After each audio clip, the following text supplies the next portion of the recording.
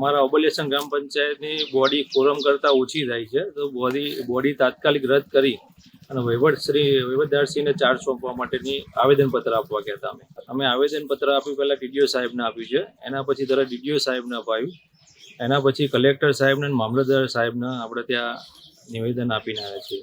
ભ્રષ્ટાચારમાં તો આગળના બધા ઝાડવા કટિંગ થયેલા છે, લાકડું બારોબાર વીંચી મારેલું છે.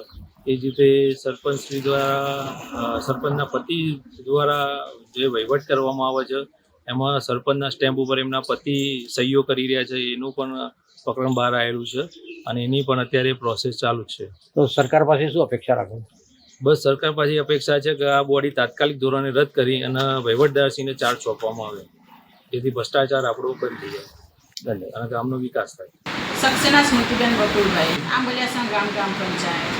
શરૂઆતની ચૂંટણી થઈ જે સમયે 5 સભ્યોને એક સરપંચ અને એના પછી એક આપણા સદસ્ય સાહેબ શ્રી તાલુકા સદસ્યમાં ચૂંટાઈ ગયા, નાળિયા ભરતભાઈ હીરાભાઈ, એટલે એમને રાજીનામું મૂકી દીધું, એટલે ઓછા થયા. અને ઠાકોર પરેશજી ગોબરજીની સ્થિતિ સારી ન હોવાથી એમ રાજી ખુશીથી એમનું રાજીનામું મૂકેલું છે. હાલની સ્થિતિ 3 સભ્યો એક સરપંચ ગ્રામ પંચાયતમાં જે ભ્રષ્ટાચારો થઈ રહ્યા એ બાબતે હાલની બોડીનો બહિષ્કાર કરવા માટેની અમારી વિનંતી. કયા કારણોથી?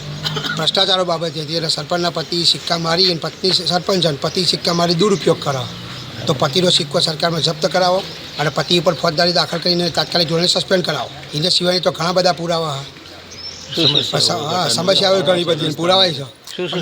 હા, પંચાયતમાં કોરા સ્ટેમ્પો આપેલા, આ બધા ઘણા બધા પુરાવા, પણ મહેસાણાના કોઈ અધિકારીઓ બાબતે ધ્યાન દોરતા જ પંચાયતમાં અરજી આપીએ તો કોઈ નિરાકરણ આવતું નહીં. આરટીઆઈથી માગીએ તો જવાબ સરપંચના તલાટી બંને સહી સિક્કા કરીને આપવા અને હમણાં ડફોડ બનાવવા.